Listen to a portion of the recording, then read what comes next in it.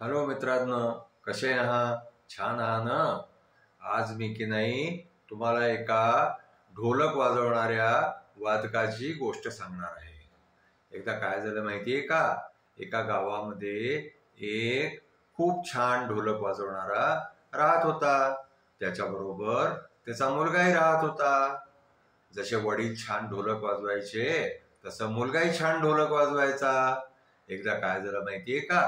ते दोघंही बाप बेटे जे आहे ना, ते एका जवळच्या गावामध्ये जत्रेमध्ये ढोलक वाजवायला गेले. आता तिथे दोघांनी खूप छान ढोलक वाजवला. चारीकडचे लोक जे आहे ते त्यांच्या चारीकडे एकत्र झाले. आणखीन त्यांनी खूप आनंद घेतला त्यांच्या ढोलक वाजवण्याचा. आता काय झालं की त्या सगळ्या लोकांनी त्यांच्यावरती खूप प्रसन्न होऊन जे आहे ना, त्यांना खूप सारे पैसे इनाम म्हणून दिले. आता काय झालं की दिवसभर ढोलक वाजवून त्या बाप बेट्यांपाशी खूप सारे पैसे गोळा होऊन गेले. आता ते रात्री घरी जायला निघाले. त्यांच्या गावापासून आणखीन जिथे ते जत्रेत गेले होते ना, त्या गावापर्यंत मध्ये एक जंगल होतं. त्या जंगलातून त्यांना घरी जायचं होतं.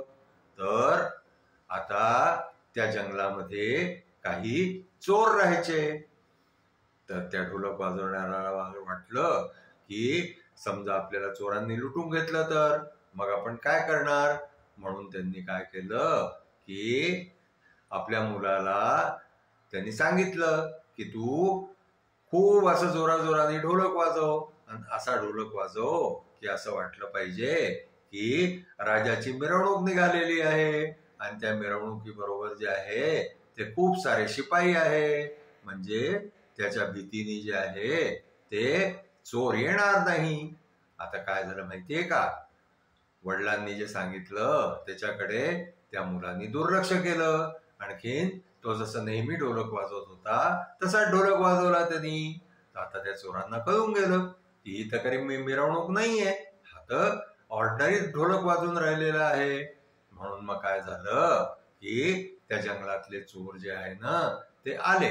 आणखीन त्यांनी जे आहे त्या दोघा बाप बेट्यांना पकडलं. आणखीन त्यांच्याकडून जे आहे ते सगळे पैसे छिनवून घेतले. आणखीन ते तिथं पळून गेले. आता ते बाबा जे आहे ना ते आपल्या मुलाला म्हणाले की तू माझं ऐकलं असतं तर आपले पैसे नसते गेले. तू माझं नाही ऐकलं म्हणून जे आहे ते चोर आपले पैसे सगळे चोरून घेऊन गेले.